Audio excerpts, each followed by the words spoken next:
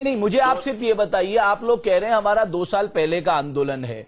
मेरे पास जो रिपोर्ट्स है उसके मुताबिक 1989 के बाद लगातार जो है बीओटी बेसिस पे, पब्लिक प्राइवेट पार्टनरशिप बेसिस में सड़कें बननी शुरू हुई और इस समय तकरीबन अगर हम केवल महाराष्ट्र की बात करें 169 बूथ में टोल टैक्स लिया जाता है, जिसमें 79 पीडब्ल्यूडी के हैं, 50 Maharashtra state road development corporation के हैं, 40 एनएचएआई के हैं।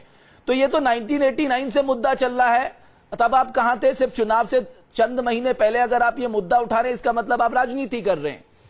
अरे 2 साल सुनो मेरा, कौन से भी चीज की कहीं से तो शुरुआत होना चाहिए, चाहती है करीब कहीं से भी शुरुआत होनी चाहिए ना। 2 साल पहले शुरुआत की, अभी कंटिन्यू आगे दिया जा रहा है। कौन से भी चीज का कहां से तो शुरुआत होना चाहिए ना। अच्छा, एक बात बता दीजिए, शिवसेना भारतीय जनता पार्टी के राज में टोल हुआ जी, उसके बाद में कोल्हापुर में आंदोलन हुआ और अभी हमारा अभी मुंडे साहब बोल रहे हैं हम लोग टोल मुक्त महाराष्ट्र देंगे, लेकिन अभी वो महाराष्ट्र नवनिर्माण सेना आज कर रहे हैं ना आंदोलन। अच्छा प्रवीण जी, ये बताइए कि जिस तरीके से आप लोग आंदोलन को अंजाम दे रहे हैं, टोल नाकों पर जाकर तोड़फोड़ कर रहे हैं, आपको लगता है कि यही तरीका सही है और इसी तरीके की वजह से आप सुर्खियां बटोर सकते हैं? क्योंकि हर कोई यही सोच रहा है कि आप सुर्खियां बटोर रहे हैं। जब भी आपको कोई मुद्दा उठाना तो आप तोड़फोड़ शुरू कर देते हैं। अगर आपको परप्रांतीय का मुद्दा उठाना होता है तो लोगों को पीटना शुरू कर देते हैं। टोल का मुद्दा उठाना होता है तो टोल तोड़ने लगते हैं। आपको क्या लगता है? हमें इम्पोर्टेंट नहीं है, जनता को क्या लगता है जो टोल के लिए जिसको भुगतना पड़ता है उनका। अरे तो साहब ये बताइए ना कि टोल, अच्छा चलिए एक बात बताइए, जब आप सुनिए ना, आप ही सब बोलते हो तो मेरे को काय के लिए बोलने को लगा है? इसलिए सुनो ना, जरा सुनिए तो सही। 5 मिनट मेरा 1 मिनट बाद सुनने से। अच्छा एक बात सुन लीजिए खाली।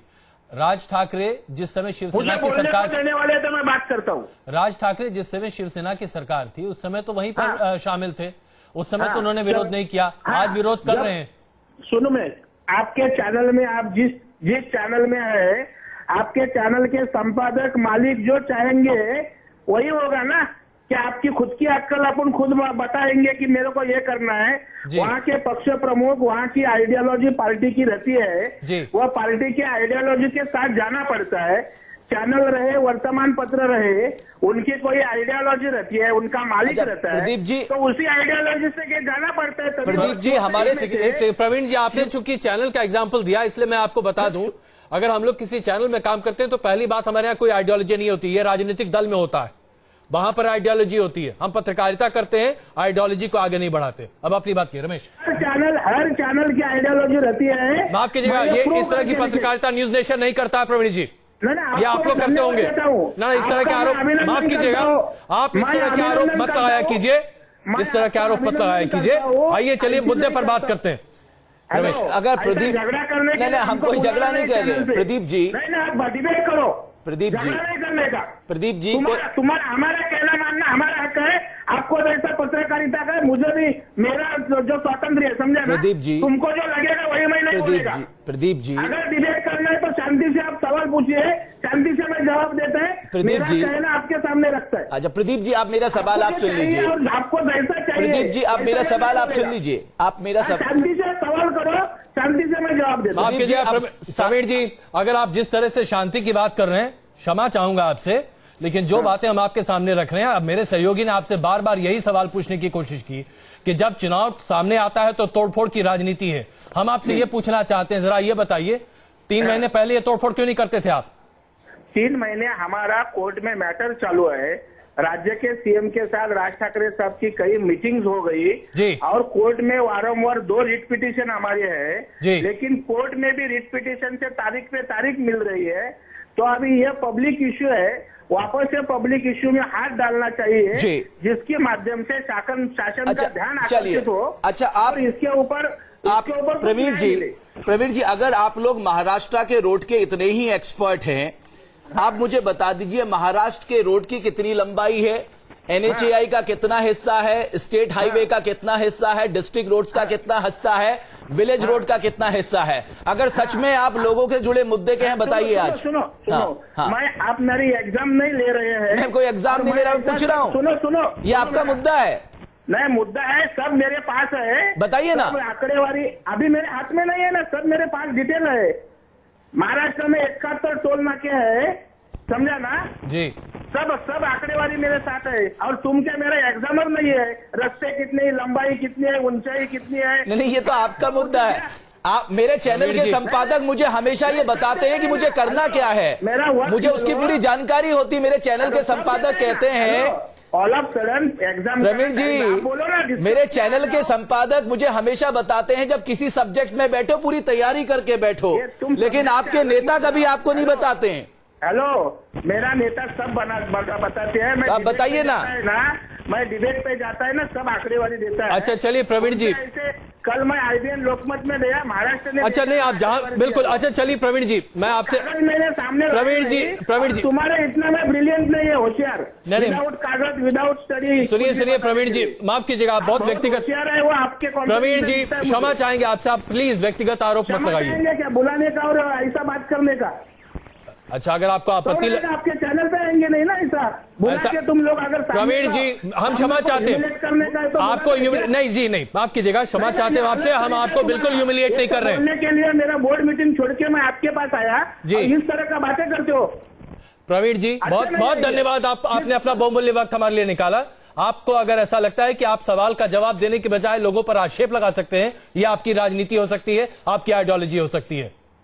बिना मुद्दे कर अगर आप लोग बात इसी तरीके से करते हैं, उसका आप परिणाम दिखा रहे हैं, जिस तरीके से आप वहां पर महाराष्ट्र में राजनीति कर रहे हैं। जी, और हमारे साथ आया शिवसेना के नेता प्रताप सरनायक साहब बने हुए हैं।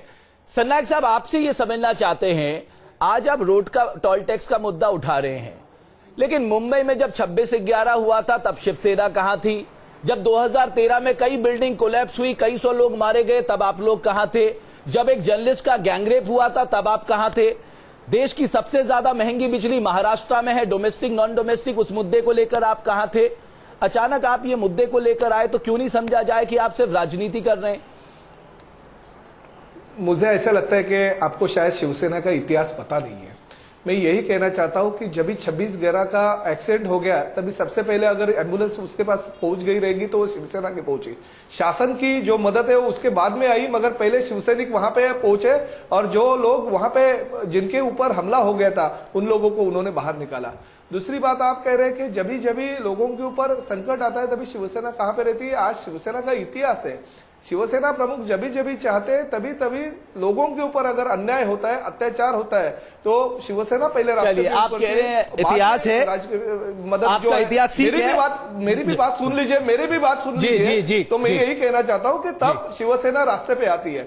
रहा मुद्दा टोल का, तो मैं यही कहना चाहता हूं कि कुछ पार्टियां ऐसी है जो आज उभर के आई है, तो इन लोगों को कुछ मुद्दा नहीं है, क्योंकि जो भी ज्वलन समस्या है, महंगाई है, भ्रष्टाचार है, करप्शन, यानी ये जो चीजें हैं जो लोगों के संबंधित है, शेतकरी जो फार्मर्स हमारे हैं वो सुसाइड कर रहे हैं, महिलाओं के ऊपर अत्याचार हो रहा है, बिजली का संकट है, बिजली के लिए हमने आंदोलन किया, हमारे ऊपर लाठीचार्ज हो गया, हमारी जो एक 60 साल की औरत थी उसका आंख फूट गया, हमने मोर्चे निकाले। मगर देखिए, ये हम जब भी रास्ते पे उतरते हैं तभी शिवसेना कुछ भी सत्ता में आने के लिए नहीं उतरती है, बल्कि लोगों के लिए उतरती है। और आज हमने ये भी हम कहना चाहते हैं कि युति के शासन में टोल आ गया, ऐसे सब लोग कहते हैं। 89 में पहला टोल महाराष्ट्र में टोल नाका आ गया, तभी युति का शासन नहीं था, तभी कांग्रेस का शासन था। आज एक साल पहले सुनिए मेरी बात, जून में टोल का इशू है। मेरी एक बात, एक मिनट सुन लीजिए, एक मिनट मेरी सुन लीजिए। पार्टी का इतिहास बहुत गिना रहे हैं, हमारे पास वक्त थोड़ा कम है सर। मैं गुजारिश करना चाहूंगा आपसे कि भाई देखिए, मैं यही कहना चाहता हूं कि आज जो लोग आंदोलन कर रहे हैं, एक साल पहले इन्होंने यही आंदोलन किया था। लोकसभा का इलेक्शन है और 2 महीने के बाद 3 महीने के बाद में अगर इलेक्शन है और आज कुछ तो मुद्दा लेके महाराष्ट्र को अगर तोड़फोड़ के माध्यम से अगर ये लोग पूरा खिंचाव मीडिया का करना चाहेंगे तो ये गलत है। चलिए, ये सस्ती हम सरनाइक साहब सस्ती लोकप्रियता हासिल करने के लिए तमाम राजनीतिक दल हथकंडे अपनाते हैं, और जैसे ही आप सवाल पूछें, आपने देखा किस तरीके से आपके सहयोगी, इसलिए हम सहयोगी कह रहे हैं क्योंकि आप ही के राज्य के ये वरिष्ठ नेता होंगे, और किस तरीके से व्यवहार कर रहे थे। बहुत बहुत धन्यवाद सरनायक साहब हमसे बात करने के लिए। और हमारे संवाददाता इंदु हड़ा इस वक्त नोएडा टोल पर मौजूद हैं। इंदु, नोएडा टोल पर टोल देते देते लोग थक गए, लेकिन टोल खत्म होने का नाम नहीं ले रहा। टोल अधिकारियों का क्या कहना है, कितने सालों तक और टोल बटोरते रहेंगे यहाँ पर ये लोग? देखिए, बिल्कुल सही कहा आपने। क्योंकि 2001 पे ये जो टोल था नोएडा का, ये बन के तैयार हो चुका था और तब से 11 साल पूरे हो चुके हैं जब से यहाँ के लोग हैं जो टोल टैक्स से लगातार देते आ रहे हैं। जी।